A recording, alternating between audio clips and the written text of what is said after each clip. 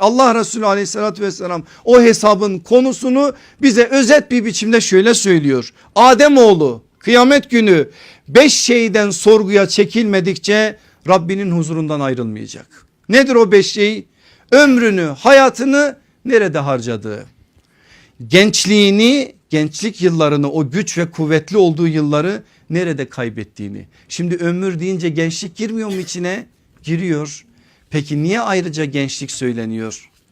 Adam ömrünün son döneminde olmuş olabilir, onun mükafatını alacak. Ama eğer gençlikte yapmışsa onun mükafatını ayrıca alacak. Ve o gençlikte yaptığı Allah katında başka bir biçimde mükafatlandırılacak ki 7 sınıftan bir sınıf olarak arşın gölgesine gölgelenmek de onlardan birisidir. Üçüncüsü malını nereden, helalden mi yoksa haramdan mı kazandığından.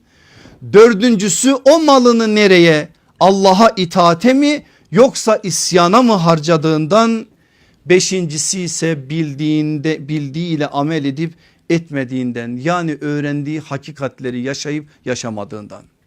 İnanın bu 5 şey o kadar şeyi içerisine alır ki şöyle dikkatlice bir baktığınız zaman başka şeyleri söylemeye gerek yok. Bu 5 şey hesabın bütün hepsinin konularını içerisinde toplayacak kadar ana maddelerdir. Allah Resulü sallallahu aleyhi ve sellem de buna dikkat çekiyor.